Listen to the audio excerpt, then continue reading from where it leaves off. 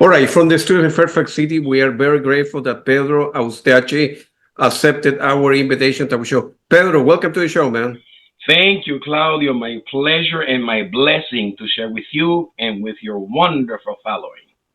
Thank you very much. Let's go back to the beginning of your life.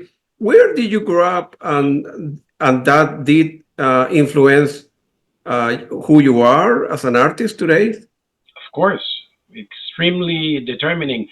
I keep saying that I am very blessed to have been born in Caracas, Venezuela, born and raised with parents that came from Haiti. So my mother was white, my dad was black. So that's why my friend Lebo, of the Lion King, when I used to say that I'm cafe au lait, he said, "No, Pedro, you're cappuccino, cappuccino." Yeah.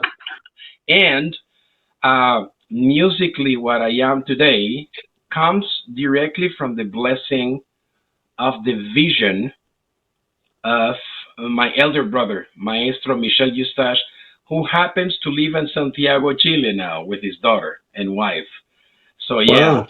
yeah, Michel and Maestro, my first huge, I would say most important influence, person of deep vision. And since I was extremely young, I remember vividly him exposing me to many different kinds of music. He had a huge collection of LPs, albums back then, 2,000, 3,000 of them, all the styles. So I remember very little, very young. I was 3, 4 years of age when I heard for the first time Peter and the Wolf, the orchestral, beautiful story, symphonic story by Prokofiev, and things like Orchestral Guide for Youth of Benjamin Britten, and wonderful things like that. Obviously, we're in Venezuela, so we were exposed to traditional folk Venezuelan music, and also we went to the Baptist church. So we literally grew up under the evangelical hymns, which are treasure, which are now gone, but I have them all in my heart and in my soul. And he had also a musical association called the Johann Sebastian Bach Music Association, and that comprised of a choir, the Grupo Vocal Bach, the vocal group Bach, and we call in Spanish estudiantina, which is a plucked instruments, a plucked strings instruments ensemble, guitars, cuatro, which is the Venezuelan traditional string instrument, and there's a cello, I believe, and mandolin, and like that. And he also had a recorder quintet, and I used to play the recorder there. So I started playing recording when I was 9, and Claudio, to this day, I remember vividly the experience of living for the first time polyphony. That I'm sitting, and it was all a family affair. All my brothers used to play the recorders, and I playing together, playing these things, and I heard the harmonies, and I remember the joy I experienced. And all of this because of my brother. Then there are many things that happen afterwards that we can talk about later. You want, or I can do it now as you'd like. But I started Sure. with him, literally. Good for you. Good for you. I'm happy. I'm happy for you, man. At what age did you begin playing the woodwinds? Where Like you I said, playing? I was 9 when I Yeah, nine. started. Okay. Now something very curious, Claudio, and I don't want to proselytize or sell ideology or none of that stuff. I don't want to insult people's intelligence. That's not what I'm called for. But my reality as an artist, I have to refer to that.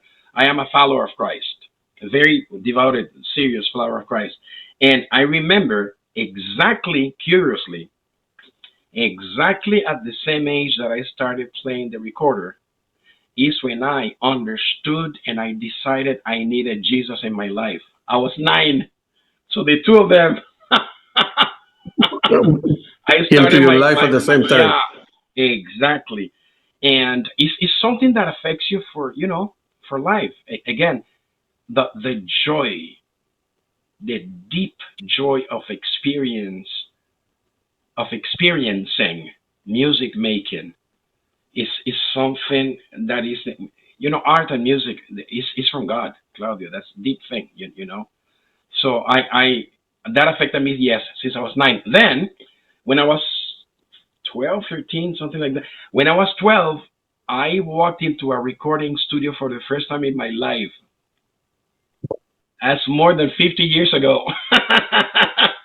My Good for brother did you. this recording with the Bach Music Association, and I remember vividly the experience of that. But curiously, I remember also, Claudio, I had a lot of stage fright because I was into music making for the experience of it, not to show off. And I remember vividly that I was really afraid of what people would say if I make a mistake. And I was, since I was very little, my thing was not to, oh, let me show you how I can play. No, it was simply let me live, let me experience this incredible dynamic. Uh, and I did not enjoy performing much live, to tell you the truth, in the very beginning. Then after that, I got accustomed to it, and now I feel very comfortable doing that. But my nature was not that. I came after my mother concerning that. She's very, she didn't like people talking about her or her being put bigger. She always. That's why when you see Jan, and literally when you see Hans, and also when Yanni did back then, and Hans introducing me, I'm like this. It's like I'm not. Yeah, that's me. Hello. That's not my nature. Of course, I'm very strong when I perform. I had to develop that because as a performer, as a communicator, I had to, to come strong and be able to communicate with people. But my nature is not to show off. I don't enjoy that. I don't like that. I'm not good for that. Gotcha. I went Gotcha. to Gotcha. study violin. I hated it. And I said to my brother Michel, man, I can't do this. I'm sorry. I said, well, okay, you will not play the violin anymore, but you need to choose something because you're good for this. I know you're gonna like this because you're a fan of this group I'm gonna mention now because we talked about it before the interview. Yep. Then he's a great flute player, man. He played the flute, but for me, what he played was boring because in my ignorance, classical music was that's old people's music. Ignorant me, of course. But when I heard a song called "I Talk to the Wind" with King Crimson, Of course, I know them very well. it's a beautiful song. As you know, at the end, there's this amazing flute solo. It's a rock ballad, but the guy improvised. And I said, wow. So, with the instrument that my brother plays, you can do rock and roll too. I want to play the flute. That's how that happened. Thanks Good to for King you, man. Crimson. All right. Good for you. Yeah. Good, good for you. So And thank then, you, Robert. Thank you, Robert Fripp, and all the King Crimson people. yeah, we'll send the link to the King Crimson Oh man, fan I'm fan telling page. you, literally, they impacted my life when I was a teenager, and based on that, then my brother, my dad, amazing, my second brother, the one that just went with Jesus a few weeks ago, he's like you, engineer, and he's brilliant. Um, he went to Japan because he's the one that back then the microwave, the telephone company needed to set up all those huge radars, for microwave. My brother was sent by the company to learn how to do that in Japan. So when he went to Japan to do that, he brought me my first flute. So that's how I started, playing the flute. And my brother Michel was my first maestro in flute. Then I got into the conservatories and everything. And then something extremely important. A few years after that, I became a member, almost a founder member of the historical, significant, and extraordinary, unparalleled um, institution called El Sistema from Venezuela, the Symphonic Youth and Children's Symphonic Classical Music Movement, which has bear consequences up to this day. The genius Gustavo Dudamel, maestro, comes from there. And he's a third generation of something I am first generation founder. And the amazing thing, Claudia, you're going to love this. Remember that I mentioned that I heard those symphonic pieces, including uh, uh, uh, uh, uh, uh, uh, orchestral guide for Yeah. youth that literally had uh, uh, at the end it had a fugue that started with the piccolo, and I remember being very very young, as I said, 4 years of age, listening to that very. And one of the first things I played when I became a member of the Orquesta Nacional Juvenil of El Sistema was that very same piece. So I'm playing stuff that I heard when I was 4 years of age. So the Oh, whole good for thing. you. So that again connected together again. From Yeah, Venezuela, amazing, amazing. good for you. From Venezuela, you I think you won a scholarship and you went to France before you end Yes, up in the and United that is States. That's right. because Yeah. Maestro Abreu, after I became officially founder member of the Orquesta Sinfónica Simón Bolívar, the Simon Bolivar Symphony Orchestra. I was the first piccolo there, as I said. After I finished my studies under the aegis of the Academy of, or the School of El Sistema, he found me a scholarship to go to France, and then I ended up in Switzerland as well to study flute there. Funny thing is, when I got married with my beautiful wife Sarah, we just celebrated 44 years of marriage last Friday. Good for you. Good for you. Poor thing, married to me, imagine. And when he came to our wedding, he asked me what I wanted as a gift. I said, please, the only gift I ask you, please, if you could keep my scholarship in Europe until I can study with the great master Aurel Nicolet. He's the greatest flute teacher in the world. And he kept his word, and I did. It was beautiful.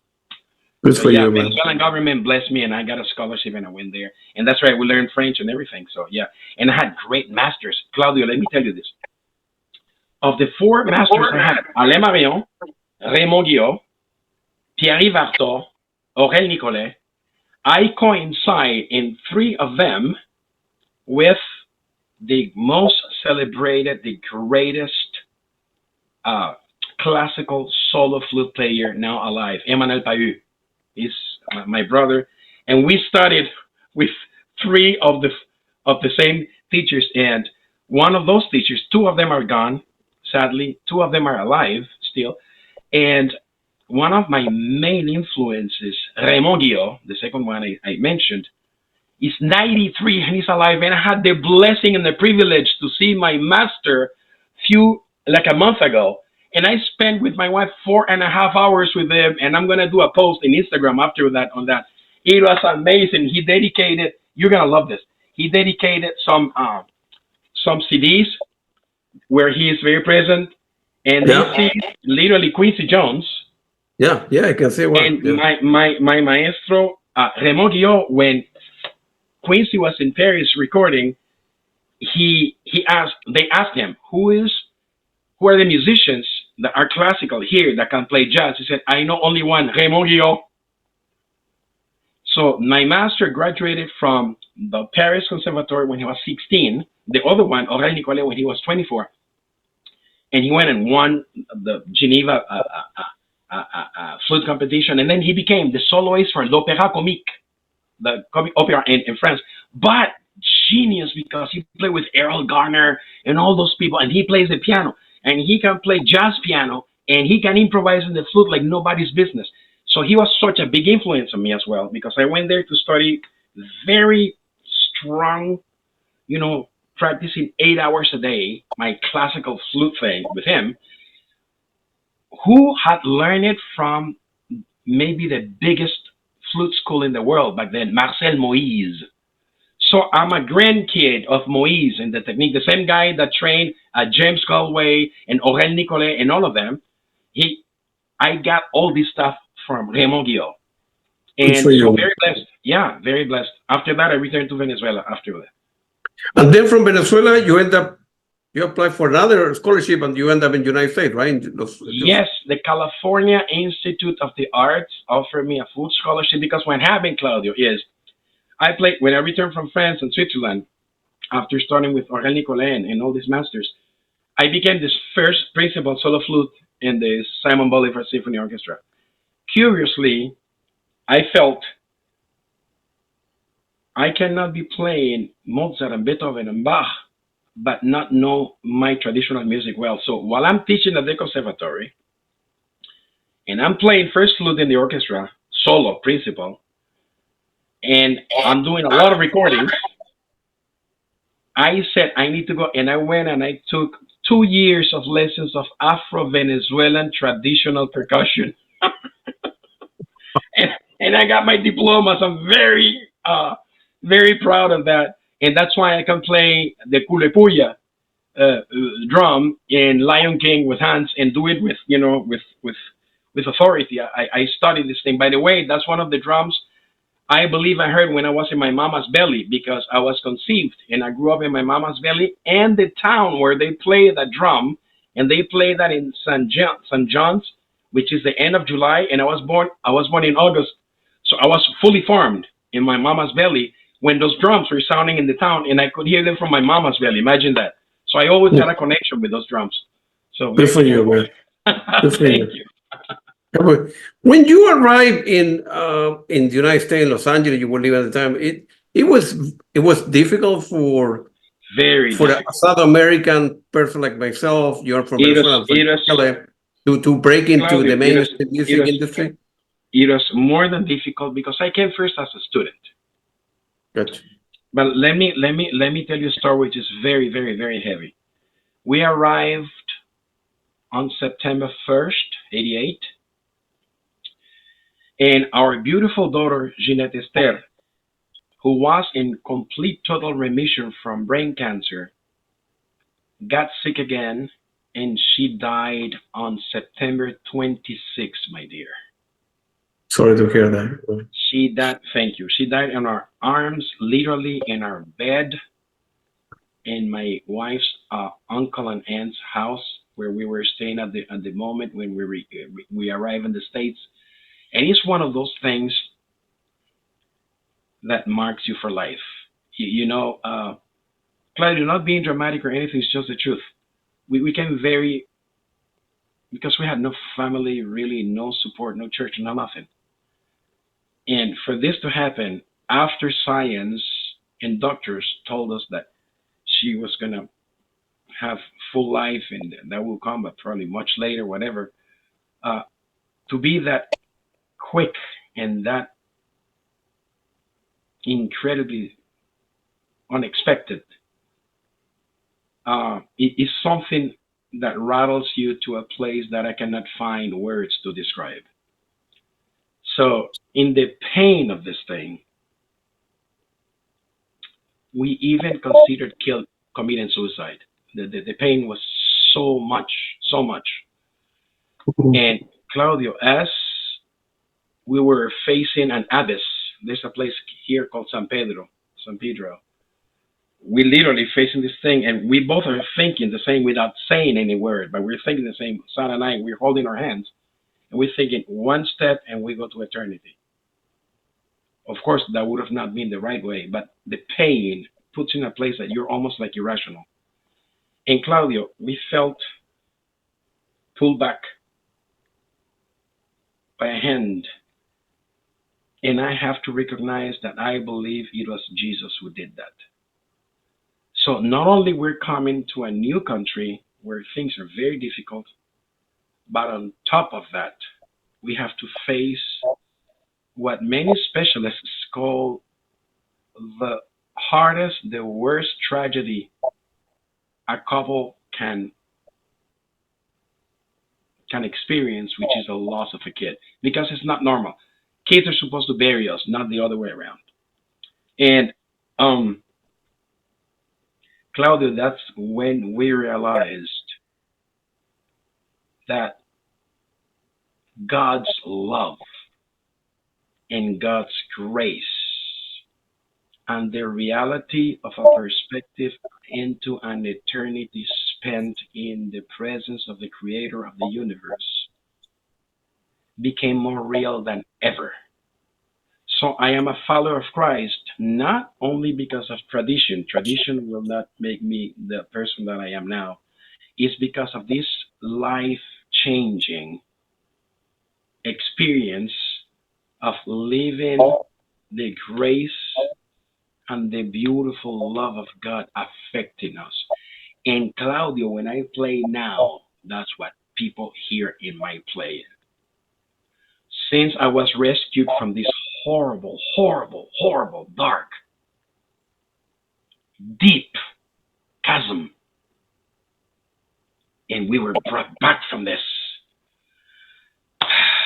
I play to God. That's why I do like that when I play with Lion King. I'm playing with one hand in one hand. I'm going like this, and I'm glorifying God. I'm thanking the Creator, and I'm recognizing Him, and I'm giving Him all the glory because I am alive because of His amazing, amazing love. Man, completely agree with you, man. Yeah. Bless you, dear.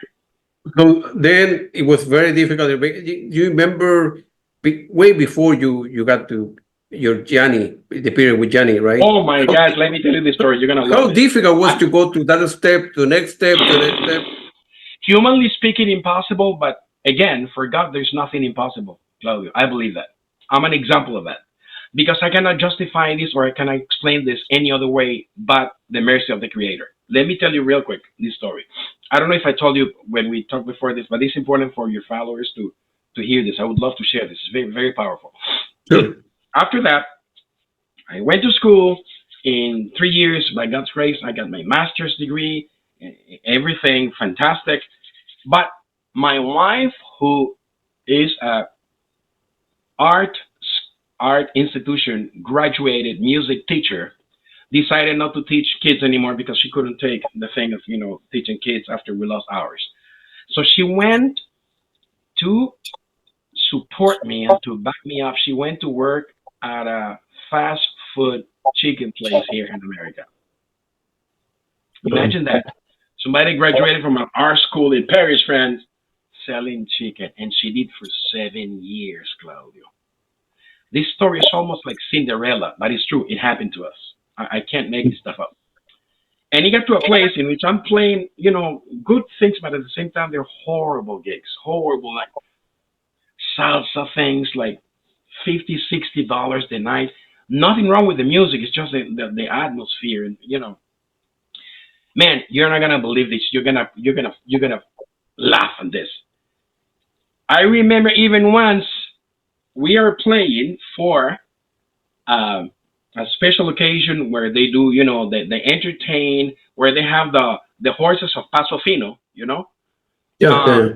and we didn't know back then that, but the owner was a friend, and all of a sudden he comes.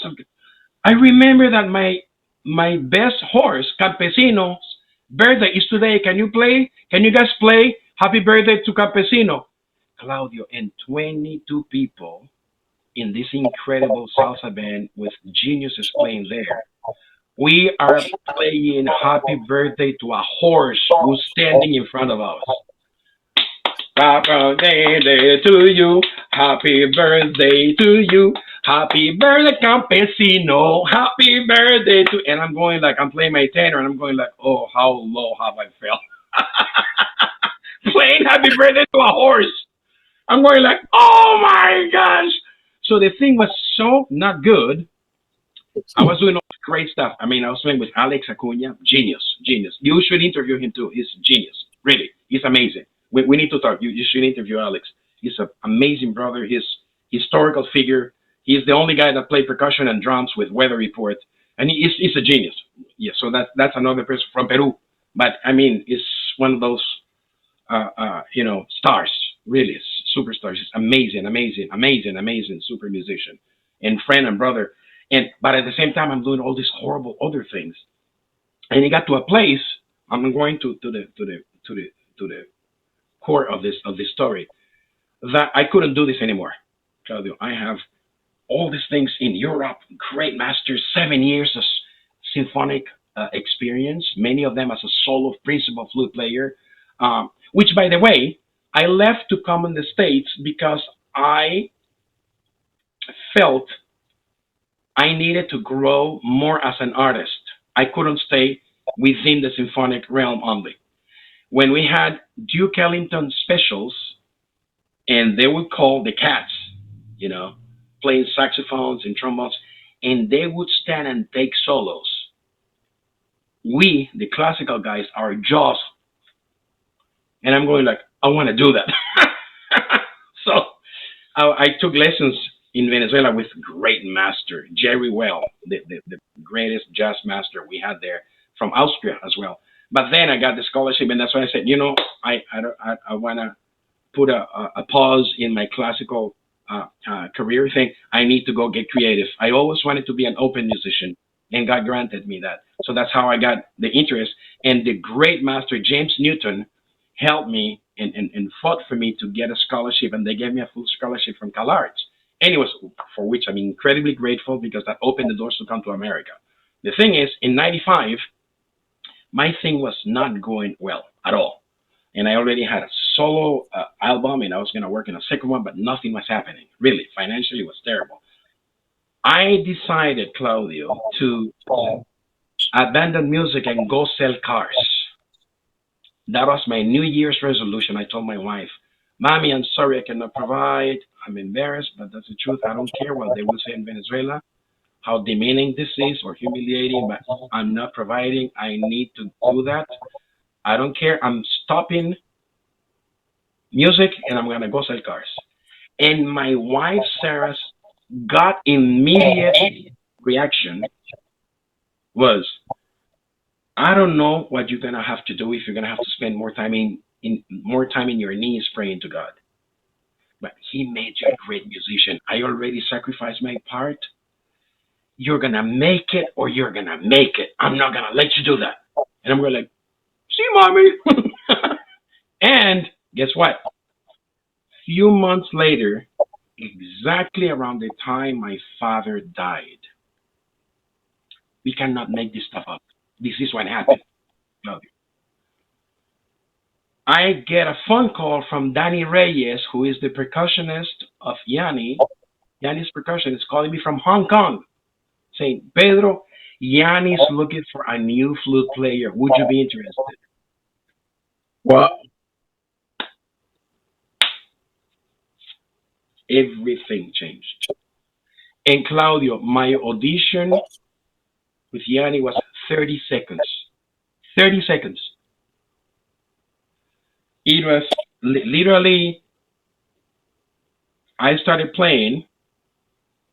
The funny thing is, I asked God for a sign.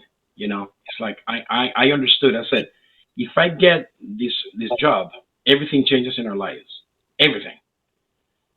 And but I thought in my ignorance, I said I heard he's maybe promoting some kind of philosophical thing I'm not agreeing with, and I said, God, please send me a sign that this is from you to change our lives.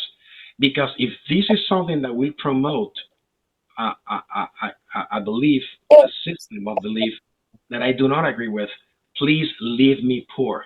I don't want to compromise in my conviction. You saved me from a very deep hole. I cannot compromise.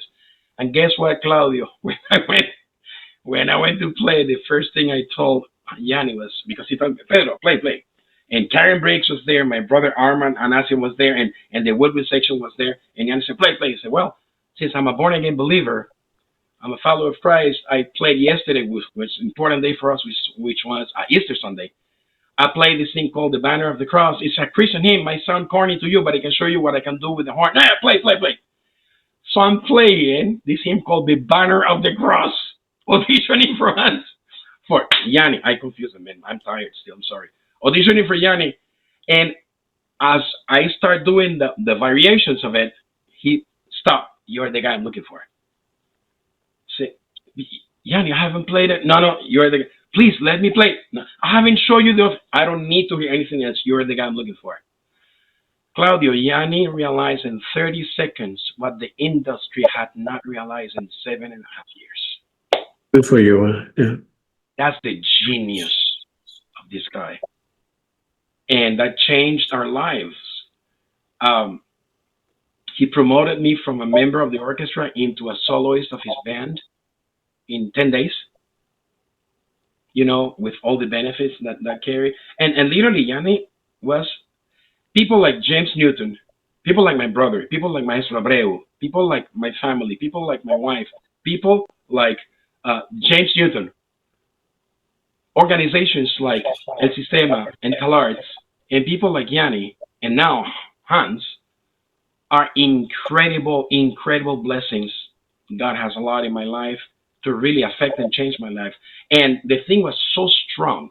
We used to live in a mobile home, Claudio. Imagine that, without air conditioning and the upper LA area thing. Imagine the summers and that thing. I remember practicing my tenor sax in my bathroom in underwear because I was sweating so much. But I was practicing and believing my time will come, my time will come, my time will come. And God heard my prayer, and that time came. And Yanni was the door and the amazing blessing that God sent to change our lives. Yeah. Because once we did something called Tribute, that is still on YouTube, 97, imagine that, that's 27 years ago. But it feels like it was yesterday.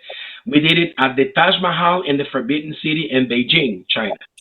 It's the first Western artist allowed to do that. This thing's a masterpiece. It's like Claudio. I still to this day I'm receiving emails and messages in social media. Pedro, how about that Yanni thing? To this day, 27. That tells you of the genius of this guy. His music, amazing. His this. I mean, I haven't seen him since 2006. He didn't call me back. But you know what? God bless him. I'll be forever, eternally grateful to this guy because there are no words I can use to bless him and to thank him. He was somebody that changed us for good from this to that. Man, when we went there to do this, and you see this tribute thing, the first thing you see is Taj Mahal, and this drum. And then, because he's got this huge synth, he used to be, he is a Vangelis big fan. All of us are. Who is not? And the first thing you heard was my Indian flute. I'm playing a thing based on a raga from India called Nat Bhairav.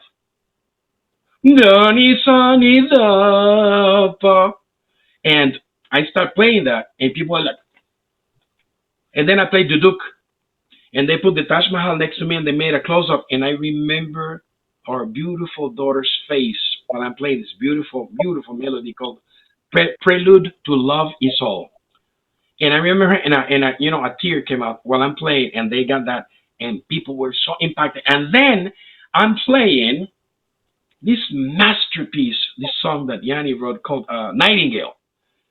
It's a Chinese piece. In the Forbidden City and Beijing of the Emperor in Beijing, and I'm playing a Chinese flute made out of black jade. And people are freaking out. Who's that mulatto guy, that brown guy with curly hair, playing that? I look different. I didn't have curly hair. I had a ponytail. And I had things and mustache, whatever. I look different. But the thing is, who's that guy? We want that guy. That was my ticket to get into the recording scene in Los Angeles and in the world. When they saw me with Yanni, they said, we want that guy. Who's that guy? And that's how they came to know of me and they called me. So there. Because after Yanni, obviously it opened a lot of doors for you when you were, a session musician in Los Angeles. Everybody was calling you, hey, I want my piece for this guy. I want my piece for that guy. A movie, a soundtrack, a film score, a commercial. Yeah, and also touring with big stars from and touring with big stars from other cultures. I toured with Gugush, the greatest Persian pop singer, genius. For me, she's not a Persian or Iranian superstar. For me, she's a superstar. Period. For me, she's like Paul McCartney, like that, like Sting or something. She's incredible. I toured with her for 17 years until we started touring with Hans. Then I had to stop because I couldn't do both. And like that. So yeah, I was doing many sessions. Yeah, many sessions. And man, they called me left and right. Even with people like John Williams and so many of them. I did maybe the movie of my life with my dearest brother, John Debney, The Passion of the Christ, and Don Davis and Mark Mancina and Tim Truman and so many people. Then Hans started calling me from 2008. So everything that he did that has wins on it, especially world wins, is me playing that. Like all the Kung Fu Pandas, John Powell, another genius, super genius. And man, I've worked with so many geniuses, man. It's scary, Claudio. It's scary. The Yeah. level of creativity of these people. Well, you're a genius too, man. You got all these Harvard things and all these incredible things. So now I'm talking Thank to another genius. This is what God allows in my life. God blesses me with brilliant people like you. You never speak of yourself, but people need to know that. MIT and Harvard and all those things, amazing. thank you. So Thank I'm very honored. I'm very honored to be in your presence, my bro. Really, I am. you. I got lucky along the way. That's all. That's all it is. No, you got more than blessed, and I believe God blessed what He had put in your heart. And I believe, like Scripture says, Claudio, when people like you and me and many others, we really work very hard at what God gave us. Mhm. There's a song that says, God has blessed the effort of our hands. Thank I you. Thank believe that. It's more than luck. I believe in working hard, but in being obedient and being available. Because we're imperfect. But when we work really hard, I believe God has His hand on us, and He helped us to bring this stuff forth there. thank you very much, man. Yeah. So, when what's the process you approach working as a composer? Let's say a particular composer send you a music to perform on. You at the beginning, they send you the score you want to play. You see the image. They play you a piece. You see the script. What a What's the process when because the what a music? great what a Right. great question, Claudio. You get Thank you. Thank you. Thank you. your followers are very blessed, bro, because you asking the right questions. Thank you. That's a difficult question because somebody say, well, whatever, any film composer, right? There is a movie, somebody have an idea, there's a book, somebody wrote a script, they need to modify the script, they start finding people, character, and most of the time, 90% of the time, the music comes toward the end, right? So Correct. Correct. unfortunately, We're last to know, first to go. that's right. That's exactly right. So the movie is like 80% or so. And then, hey, we need to start looking for music. And, they put a Mickey Mouse film score for the director to see how it's going with the movie. And then, no, okay, now we need to find And composer, Claudio, right? sometimes it gets worse than that. Sometimes they have cut the thing, and it's at the end of it, and they send that to the composer, and after the composer or composers, or the composer with his assistants, work on this thing, they keep changing and cutting things. That's when the editor has to come on, and the composer many times have to recompose things. It is an extremely complex process. As a player, as a performer, what I Mm. do is very varied. Based on the first part of your question, is yes, all of what you mentioned, all of the above. Meaning, I ask them to send me the music first. I do not want to get in the studio to sight read, and I'll tell you why. Several reasons. I have, you can see, I mean, I got just, this is only partial. I mean, I think I got more than 600 instruments. You, you know, um, I cannot bring this whole room to a studio to No, but find out, in the very limited time we have. A session is 3 hours of 50 minutes each. So every 50 minutes we need to stop 10 minutes for break. That's the way it goes here. Um, I would spend more time trying to find the instruments than playing actually. So I have to work ahead. Not necessarily they pay me that, but it's in the benefit of everyone involved in the project and everything. They send me the music beforehand. By the way, because I have so many different instruments, and If it's a duduk in A or A flat or D flat, I need to find the proper reed that goes with the proper duduk so I can play whatever they wrote. Many times they do write specific melodies, which I have to play, which happened a lot in Coco with brilliant composer Jermaine Franco, who's the first Latina ever mentioned for an Oscar. She was nominated with when Hans was nominated with Dune, and Hans won. But then in the Grammys, they were both nominated, and she won. So that's Wow. the beautiful thing. Yeah, I love Jermaine. That's another person you should interview because she's incredibly significant. Really, I mean, the first Latina nominated for a sound score for an Oscar in history. Yeah, And yeah, you're right. Yeah, I need to get a hold of I will, her. I Yeah. will, I will, I will hook you, man. I need to hook you up with really important people because Thank you. you're gonna love this, bro, and your followers are gonna love this. These are incredible, top class, A plus people, and Thank you. she writes a lot of stuff. I mean, but also many of them allow me to improvise.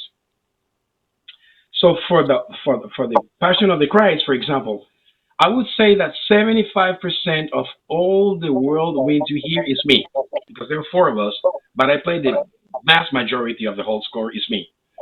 And from what I play, I would say that 90% of what I play was improvised. So that's from, and it was with the movie in front of me, and I would pray always. I said, Father God, bless me. Millions of people are gonna watch this thing. You created me for this score. You inspire me to make unique instruments that nobody in the world has. Please anoint me with the music of David. Anoint me, my breath and my fingers and my ideas. I choose to move out of the way so that you can do your thing. Respecting other beliefs, I pray this in the wonderful name of Jesus. Amen. And I'll say, I'm ready. And that is what you guys hear. And John Debney was so incredibly noble. And that's another guy you need to interview. Man, shish kebab. So many people. Oh my gosh. Thank- yeah. He even gave us credit at the end. Not many people do that because many people we contribute significantly, creatively to the scores, but they don't. They put our names like Wins player Pedro Eustache. They don't put this guy contributed creatively, compositionally to this thing. John Debney was so noble that he put our names. I want to publicly thank these musicians for the creative input without whom this movie would not be the same. And they put the 10 names. And I'm like, and not only that, Claudio, I need to say this. The guy was so amazing that 3 months after the thing came out, I sent an envelope with a card of thank you. And when I opened, a bonus check of thousands of dollars. For you. Yeah. Amazing. That's like Yanni. Like literally, the bass flute I had for years is a gift from him. Then he found out that I used to play saxophone before. He said, "Go rent a soprano and practice because I need to use something that sounds like an oboe, and the soprano sax is very similar to that." I said, "Practice for a week and come play for me," and I did. And he liked it. He said, "Now you go, you buy a really professional soprano because I'm going to use you." That's why you can see that in the thing we did in 2006 in Mandalay Bay in Vegas, Yanni Live at Vegas. It's fantastic. I'm playing the soprano. And then when I went to pay it, he said, "No, no, no, your voice is not good. I'm not going to do anything with that. You don't have to pay nothing. You keep it." So incredibly generous as well. Mm. So I'm in wonderful debt to this guy for life, Mm. Claudio. And so coming back to the question is, so and even traditional instruments, they send the music now ahead of time. Some of the players are brave enough that they just go on the session and just sight read. But I remember when we did Rio, I did Rio 1, 2, 3 with John Powell. Man, the things John wrote for piccolo and for flute. Claudia, I remember practicing 3 days, 6 hours a day to be able to play those things. And I was sitting at the third seat on the flute because I was playing piccolo and alto flute and the third flute. But I was so strong playing my thing because I had practice that I remember vividly the other two flute players were leaning on me for the thing. And then there's a part which is three piccolos. Oh my god!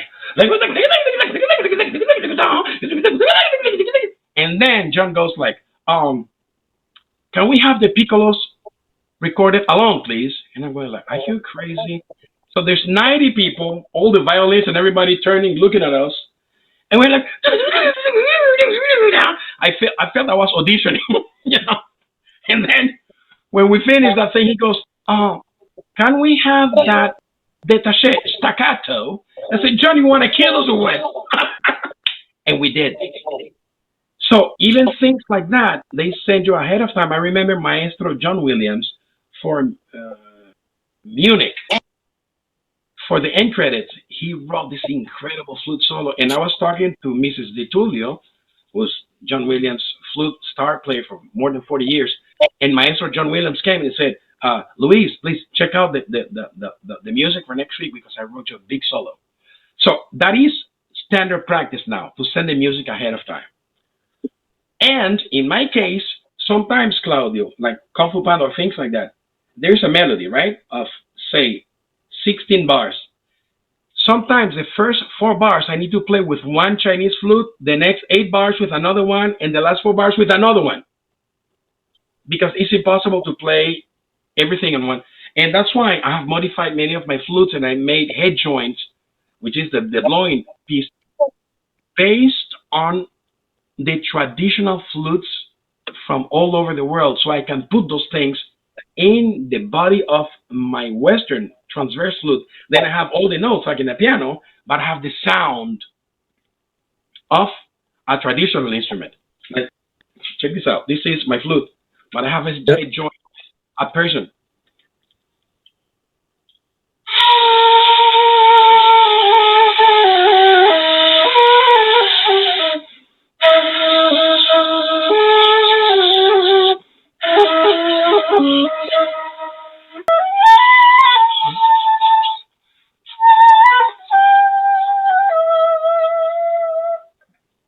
Anyways, this is one of 3 or 4 that I have for that. Yeah. You see? And I make literally, I've done research in acoustics to be able to play these instruments. Because then I can make the head joints, like for the Prince of Egypt, this is my piccolo, right? But I made a head joint of an A, the traditional Middle Eastern flute. And it's played like this.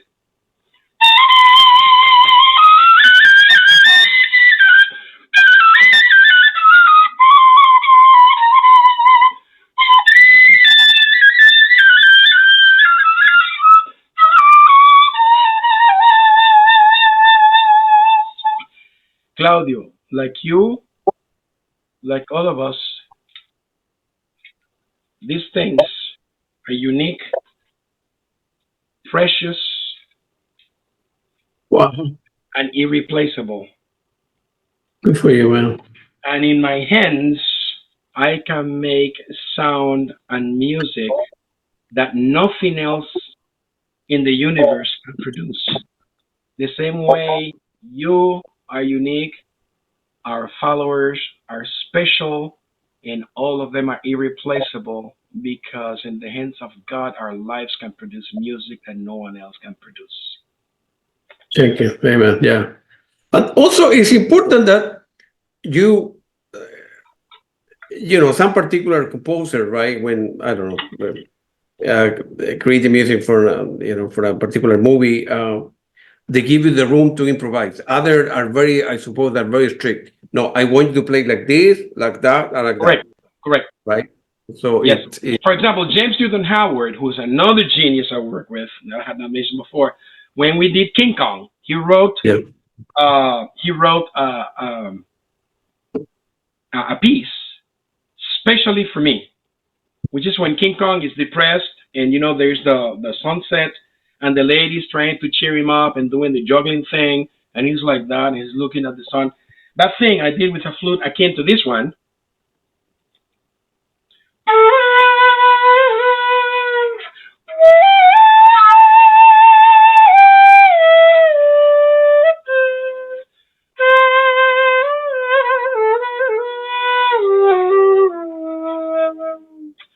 But then he asked me, he said, Pedro, I want you to play this melody with no world music inflections. I want you to play just like direct Western way.